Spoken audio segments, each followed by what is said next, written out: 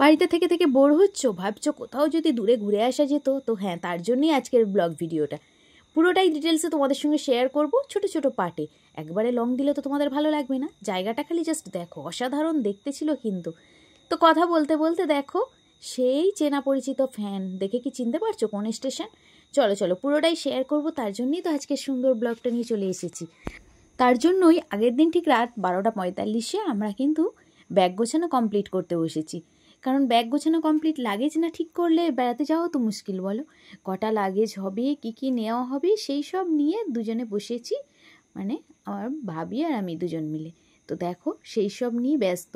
তো বেশ সুন্দর করে লাগেজ গোছানো কমপ্লিট। পরের দিন সকালে বেরোতে হবে, মানে সকাল বলতে ওই 11:30টার দিকে। তো বেরিয়ে পড়েছি, লোকালে হাওড়ায় পৌঁছাবো। তো বাড়িপাড়া স্টেশন থেকে হাওড়া স্টেশন যাবো বলে টিকিট কাটাও হয়ে গেছে। এই যে বসে আছে ছেলে ভাইপো দুজনই, ওইদিকে দাদাও আছে। তো আমরা দেখো কথা বলতে বলতে প্রত্যেকটা গাছপালা প্রাকৃতিক সৌন্দর্য দেখতে দেখতে আমরা কিন্তু আস্তে আস্তে পৌঁছে যাচ্ছি হাওড়া স্টেশনের দিকে। মাঝে এই যে স্টেশনে কোন স্টেশন জানি না, সেখানে এই যে কিছু পুলিশ ছিল, তো তাদের একটু ছোট্ট করে ভিডিও করে নিলাম। মানে বেশ ভালো লাগছিল তাদের দেখতে, একসঙ্গে অতগুলো। তো দেখতে দেখতে আমরা পৌঁছে গেছি কিন্তু হাওড়া স্টেশনে। হাওড়া স্টেশনের সেই বিখ্যাত পাখা, যেটা আমার খুব ভালো লাগে, তাই আমি ছোট্ট একটা ভিডিও করেছি। কত সুন্দর ঘুরছে দেখো, এত বড় পাখা, সত্যি দেখলে বেশ আশ্চর্য লাগে। আর কত সুন্দর সবাই ওয়েটিং রুমে বসে আছে। এদিকে আমার ছেলে খাবারের বায়না ধরেছে, তাই তার আব্বু দেখো তাকে নিয়ে গেছে, বর্মশাই নিয়ে গেছে দুজনকেই হাত ধরে খাবার কিনে দেওয়ার জন্য। যে যার পছন্দ মতো এটা সেটা খাবার নিয়েছে। তো আমিও দাঁড়িয়ে সেখানে একটু ভিডিও করছিলাম, ওরা ওদের মতো ঘুরে বেড়াচ্ছে। আর এই যে আমাদেরও খাওয়ার জন্য কিছু খাবার নেওয়া দরকার ছিল, তাই বর্মশাই সেটাও নিয়েছে। সেটা নিয়ে আমরা আবারও চলে এলাম আমাদের যেখানে লাগেজ আছে, সকলে আছে, মানে দাদা ভাবি সবাই আছে, সেখানে চলে এসেছি। চলো চলো সেটাই তোমাদের দেখাই।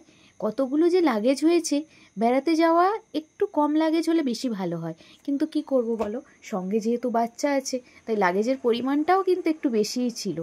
খুব কম আমরা চেষ্টা করেছিলাম করার, কিন্তু ভাইও দেখো হেঁটে ক্লান্ত, সে লাগেজের উপরই বসে পড়েছে।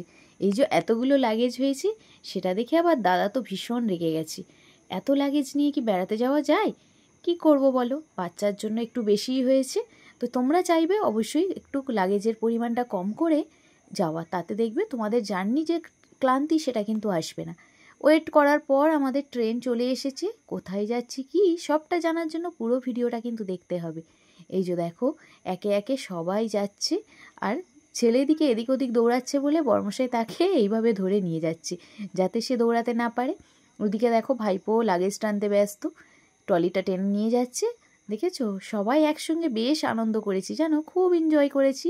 3টে দিন খুব আনন্দের সঙ্গেই কেটেছে। তো কোথায় যাচ্ছি কি সবটাই তোমাদের সঙ্গে পাটে পাটে শেয়ার করব। ভেবো না যে এইটুকু ব্লগের মধ্যে কি এমন বলেছো, কিছুই তো বুঝলাম না। আরে হ্যাঁ হ্যাঁ, অপেক্ষা করো, জানতে পারবে। এই যে দেখো ট্রেনে কিন্তু একে একে আমরা এবার উঠতে শুরু করেছি। ট্রেনে উঠে বসার পরেই খিদে পেয়েছে ভীষণ, তাই তার জন্য আমরা হালকা একটু স্ন্যাক্সের আয়োজন ছিল, সেটা সেরে নিচ্ছি। স্ন্যাক্সটা খেতে কিন্তু গরম গরম বেশ ভালো লাগছিল। এনজয় করতে করতে গল্পের মাধ্যমে আমরা সকলে ভাগ করে স্ন্যাক্সটা এইভাবে খাচ্ছিলাম। আর এইদিকে বাচ্চা দুটোও কিন্তু খিদে পেয়েছে, তারা কি খাচ্ছে দেখবে, তাদের যেটা পছন্দ, মানে যেটা তাদের ভালো লাগে, তাই তারা সেটা নিয়েই বসেছে। এই যে দেখো একটা চিপস আর নিয়েছে দেখো ম্যাঙ্গো জুস। তারা মানে আমার ছেলে খুব ব্যস্ত করছিল ম্যাঙ্গো জুস খাবে বলে, তো সেই ম্যাঙ্গো জুসই নিয়েছে। এইভাবে আমরা কথা বলতে বলতে প্রত্যেকটা প্ল্যাটফর্ম এইভাবে পাড়িয়ে চলে যাচ্ছি। প্রত্যেকটা স্টেশনে যখনই যাচ্ছে একটু স্লো হচ্ছে, মনে হচ্ছে ছোট্ট একটা ভিডিও নিই যাতে তোমরা দেখে বুঝতে পারো কোথায় যেতে পারি আমরা। এই যে একে একে সমস্ত প্ল্যাটফর্ম, ট্রেনের রেল লাইন সব কিছু ছাড়িয়ে আমরা কিন্তু হু হু করে ট্রেন ছুটছে আমাদের, আমরাও যাচ্ছি গন্তব্যস্থল। মানে 4 দিনের ছুটিটা এত এনজয় করে এবারে কাটিয়েছি, সত্যি বললে তোমাদের বিশ্বাস হবে না। খুব এনজয় করেছি। পুজোর ছুটিতে এই রকম এনজয়মেন্ট তুমিও করতে পারো, দেখবে মনটাও ফ্রি হবে, বেশ বোরিংটা কাটবে, বেশ ভালো লাগবে, আনন্দ হবে। তার সঙ্গে যদি ফ্যামিলি ট্যুর হয় তো কিছু বলার নেই। আর এই যে দেখো হঠাৎ গরম গরম চা এসেছে, লেমন টি যেটাকে বলে, খেতে দারুণ ছিল। তো সেটাও নিয়েছি আমরা, সকলে 1 কাপ করে খাচ্ছিলাম। আমি এখানে রেখেছি বলে একটু ভিডিও নিয়েছি, মানে তোমাদের সঙ্গে শেয়ার করবো বলে, আর কিছু না, জাস্ট। এরপর দেখো দেখতে দেখতে আমরা আসানসোল কিন্তু চলে এসেছি। এটা আসানসোলের স্টেশন। তো দেখাই তোমাদের, তাহলেই তোমরা বুঝতে পারবে। গাড়িটা যেহেতু একটু স্লো ছিল তাই প্ল্যাটফর্মের নামটা বেশ ভালো বোঝা যাচ্ছিল, নইলে কিন্তু প্ল্যাটফর্মে একদমই বোঝা যাচ্ছে না কোথায় কখন কিভাবে যাচ্ছি। জাস্ট জানলা দিয়ে তাকিয়ে দেখছি হু হু করে ট্রেন ছুটছে, আমরাও যাচ্ছি আগিয়ে। জানি না, চলো দেখি আসানসোলই তো নাকি অন্য কোনো প্ল্যাটফর্মের নাম তোমাদেরকে বললাম। চলো দেখতেই থাকো, তাহলেই জানতে পারবে। এইভাবে একে একে আমরা কিন্তু সত্যিই পৌঁছে যাচ্ছি আমাদের গন্তব্যস্থলের আরেকটু আগে, যেখানে আমরা যাব।